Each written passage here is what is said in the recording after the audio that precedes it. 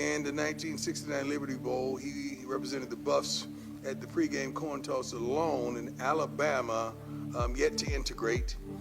Sent more than 40 players to the coin toss to try and intimidate him, and it didn't work. CU won 47-33. This was the year before USC beat Alabama in a game seen in the turning point of integration. Amy Franklin, Kurt Franklin's wife. Kurt is a dear friend of mine. This is her father. So it's a small world, small world. She called it and told me about that, and before he passed, she said I was on a TV or something, and he stopped and they turned it up, and he was in the hospital room, and he's been following the Buffs ever since. So we want to do something during the season.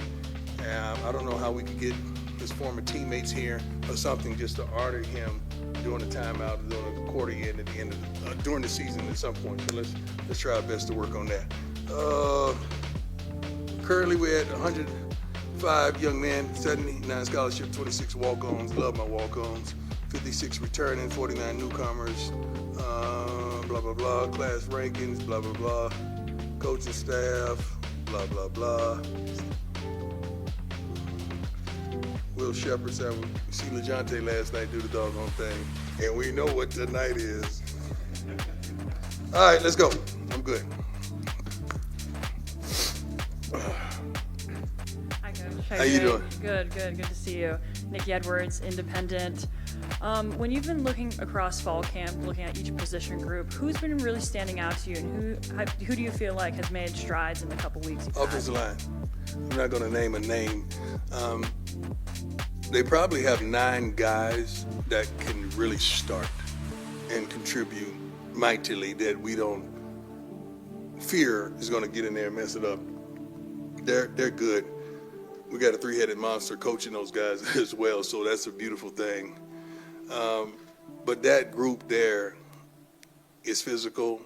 They're smart. They're tough. They're truly disciplined, and I'm truly proud of that group. The DBs are on point.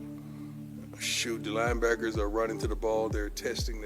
They're testing in their whatever that thing is they put on them. What do you? I don't even know what you call. What is it?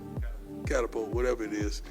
They're testing. Their numbers are crazy. Far surpasses the speed that we had a year ago.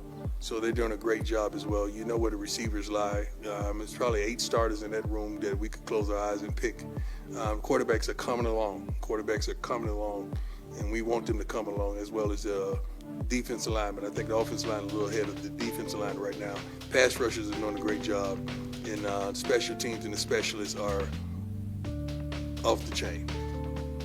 They're good. I mean, I think every kick you probably go through the end zone like everybody do us. We got that this year, and we got 3 field goal kickers at different levels that are crazy. But you know, Mata's still the guy. He don't rarely ever miss. I think he's only missed can we do our research on that? Probably like 4 field goals. Is it 4? 2 here? Nah, I'm talking about in his career. I think he's only missed like 4 field goals in his entire career. So I'm proud of him. Next question. Hey, Coach, how you doing? What's going on? Denver, everybody we talked to this offseason, whether you player or coaches, including yourself, has said that the run game is going to be a big part of this offense this year. Yeah, we got to. What gives you the most who or what kind of gives you the most confidence that it will be different and, you know, a big part of this offense and its success? The personnel and the commitment.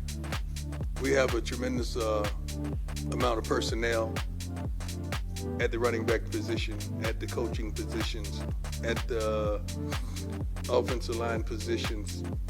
That running game will be impacted, and the commitment that we have to the running game this year. We can't sit back and just wait for somebody to magically drive us down the field. That's not going to happen. We're going to run the darn football, and we're going to be tremendously physical. Hey, Coach. Brian Howell, Boulder Daily Camera. I have 2 questions for you. First off, as you've gone through a couple weeks of camp now, how are you feeling? I'm good. Thank you. I'm healthy. I'm vibrant. I'm my old self. We walk every day at the practice around campus, at least a mile. I'm loving life right now.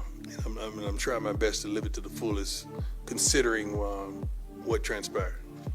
And then the second question is, football-wise, you mentioned in the spring needing to get better at the back end, covering receivers, things like that. How do you feel like those guys are doing now? You got some new I guys think they did a phenomenal job last season now.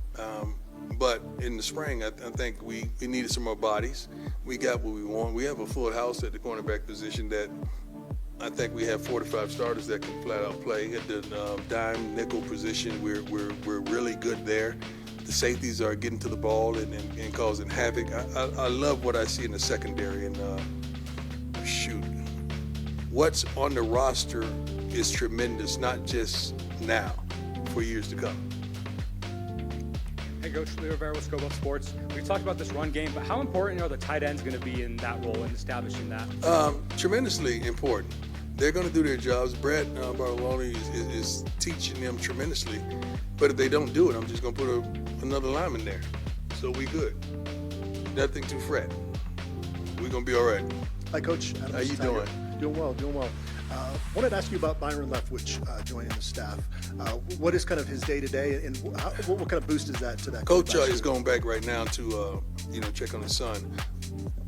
He's phenomenal. I'm not even equipped with words to describe what he's brought to the table. His experience, his knowledge, his day-to-day just communication and on-the-field communication with the quarterbacks has been superb.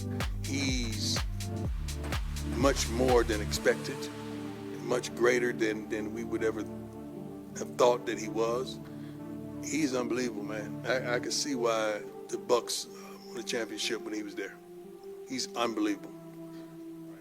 Hey, Coach, how's it going? Glad to hear you're doing well. Good, thank you. You talked about LeJohntay kind of doing his thing last night, and it feels like all of your guys who are out in NFL camps are performing well. Mm-hmm. How rewarding is it for you to kind of see those guys take that step? That's another recruiting tool. When LeJohntay scored, the whole cafeteria erupted last night. Everybody stood up and went crazy, and checking the feed on social, he's everywhere. And they got to mention where he came from. So not only his hometown, but his college. Tremendous. But we knew he was a dog. We knew what he was capable of. He just needed opportunity. And we have a multitude of kids on this team that just needs the same opportunity. But the commonality that he shares with some of our guys, the work ethic. Coach Phillips talked about he never graded under a 3. I think he only got a 3, which means average, only once last year in practice. Everything else was 4 and up. And the scale goes to 5. 0 being the lowest. Hey, Coach. How you doing? Hey, not too bad. Good to see you back. I love your hat. I do too. Love to talk to you about it sometime. There you go. Just curious, though, with all the talk of the running backs, Marshall Faulk seems to have those guys ready to go. Yeah.